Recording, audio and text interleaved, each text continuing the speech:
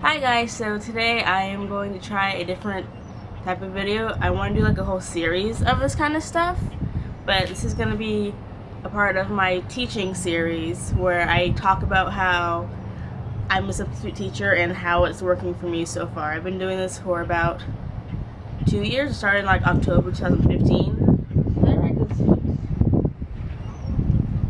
Yeah, October, because I found a sticker, like an old like pass for it the other day, so I'm going to talk to you guys about that and answer questions that people have been asking me about it. So let's jump into it. First question is, what made you become a substitute teacher? So you as in me. Subbing, I needed a job, so my mom told me that it was like sub training time, so she's like, well, why don't you just go do this, because it's a job. And I was like, okay, why not? So I went to the training for that and I became a sub. I was the youngest sub because I was like fresh out of high school, but I was a sub. Next question, what do I expect out of being a substitute teacher? My expectations aren't going to be super high because like kids will be kids, and being like so young still, like I can still put myself in their position. So it's like, I remember how I act, well, not me personally, because like I was that like good quiet kid, but like people in my class, I remember how they would act like whenever there's a sub coming around. So I can put myself in that sub's place and be like, okay, these kids are gonna be buck wild and super annoying and try to get away with everything. But like, how I do my subbing, I try to level with the kids. Like if I'm doing 8th grade, like they're a little bit older, so I can be like more like slack with them, but like still be in charge at the same time. Like I'll joke around with them and like I'll play my music with them and stuff. And like for me personally, like whenever I sub, I have this game that we play. If we get our work done, we go and I bring in my computer and they get in groups and they have like this guessing game where I play my music and they just have to like guess the song within like a certain amount of like seconds, and if that team gets it right, they get a point. Next question. What were your steps in becoming a substitute teacher? Like I said earlier, for me it was just like I went to the class, and before the class I had to go to like our DFAX office, or I think it was DFAX, I don't remember. Yeah, it had to be DFAX. And I had to get my fingerprints, background check, and something else, I don't remember what it was, and then like go to this like 4-hour class and take like a short test like right after the class. It was like super, like a front and back piece of paper. It was like maybe 20 questions and that was it. Like that's all we did. So that was just in the state of Georgia, and I don't know if it's like the same in like all of Georgia or like if that's just how it is for like anywhere, but it was that simple. Next question. What separates you from a paraprofessional and a substitute? A paraprofessional is, they're still a teacher, but they're helping teacher, that makes sense. Like, and I don't want to offend like any kind of paraprofessional that's like could be watching this, but that's how I've always seen a para to be. Like they're the helping teacher, because like maybe the kids in the class, there's like a few kids that have IEPs or whatever they're called now, and they need the extra help. So that para is there for those kids that need the extra help. And then you see a lot of paras in like kindergarten classes and stuff, like because there's so many and little kids are like more needy, so like they need that extra person in there to help them out.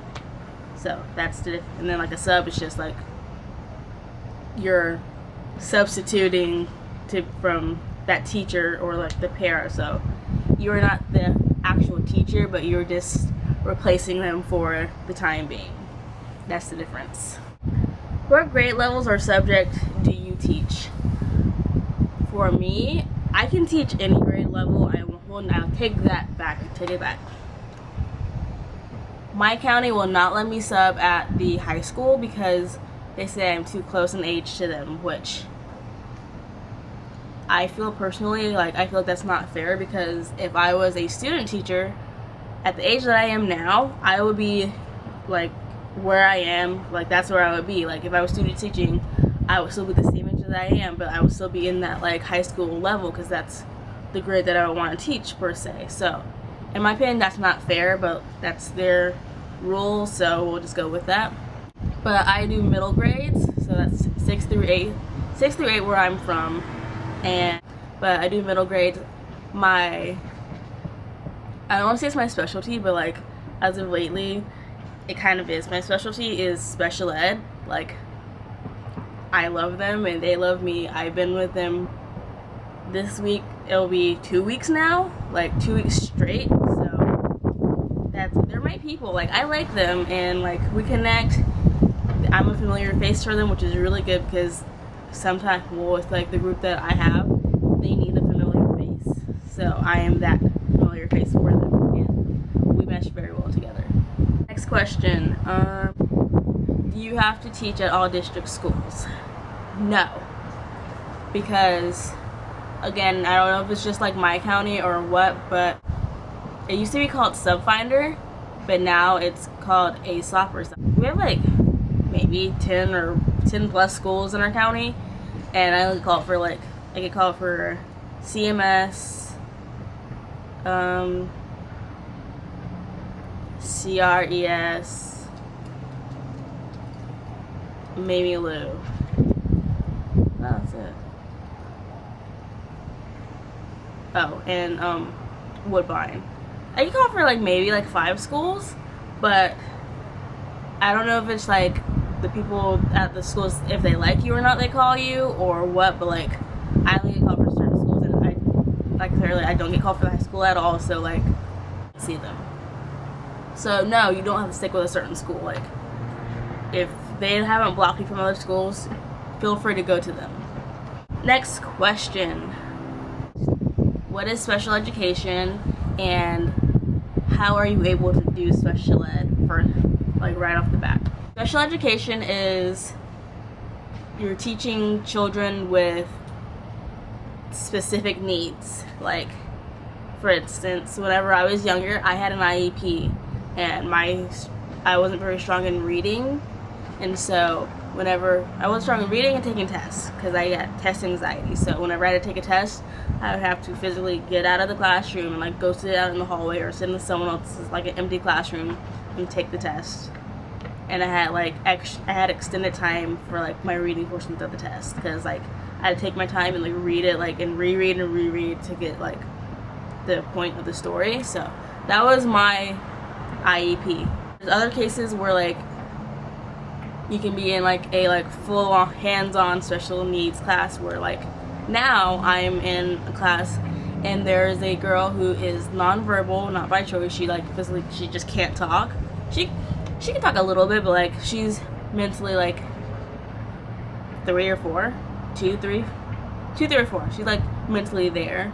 She's the sweetest girl ever. She's great, but like she can't do a lot of stuff for herself, so like we have to help her. And then the other kids, they're just like basically like some people can have Down syndrome or just like read slower. They might not comprehend things fully. Like that's like the general umbrella of special needs. And if I'm missing stuff or like if I'm wrong, please feel free to correct me, because I'm not like going off of like Wikipedia's whatever, Google. Like I'm going from what I know about special needs kids and my experience with them. How was I able to go about special needs like right off the bat? I kind of just like filled in for one of the teachers one day, and the little girl that I was like, because she's a one-on-one kind of person, and the little girl that I was helping out with, she connected with me so well. And like, I'll put it this way, like if you ever seen, this is kind of bad to say too, but if you've ever seen Twilight, like the last one, I think, no, it was I guess the Breaking Dawn part 1, how Jacob is like about to like eat the baby or whatever, like kill her or something like that, and like she looks at him and like he imprints on her. That's basically what happened. Like she imprinted on me, and like I am her person. So and the teachers, like there's 3 teachers in the classroom at the same time, because there's like 5 kids I think, So like there needs to be like a lot of like hands-on going on, and the other teachers like me, and then they like, if they really like you, especially being in like special needs, they're not gonna want to get rid of you. Like they want to keep you forever, like as long as they can. And now I am like these people's like on-call person. Like they'll text me like, hey, I need you, and I'm like, I'm on it. Like they like I said earlier, like they like me, I like them, I fit in well with the kids react well to me. And saying with that, like today we did a I guess you can say like teacher appreciation thing, but it was teachers, any kind of like faculty at the school. If you appreciated them enough, like you could go to your favorite person that you appreciate and give them beads. And one of the special ed kids, they gave me beads, and it made my heart so happy because I am a sub, but I didn't think that I was gonna get anything, because like I could be anywhere in the school, or like the kids could just like forget about me, because like I've been told that I'm like the best sub there, and like I'm their favorite, and I'm like, even the principal likes me, so that's really good. But I was like kind of like not teary-eyed, but like in the back of my head I'm like, oh man, like what are these kids like, don't like, what if I don't get any? Like I would feel bad. Like I'm not gonna lie, like I would feel bad. But one of the special ed kids was just like, here Miss Wright, this is for you. And I was just like, oh, like I didn't want to cry, because it's like it's not that crucial, but it's like it was heartwarming. Like I had some kind of impact on that kid, so it made me feel good. Enjoyed it. I will be back with more teacher talk. I think that's what I'm going to call it, because it sounds kind of cool. And yeah, so I hope you guys enjoyed it. I'll get back to you guys as soon as I can. Feel free to message me, send me emails, comment down below, like this if you want more, and yes, see you guys later. Bye.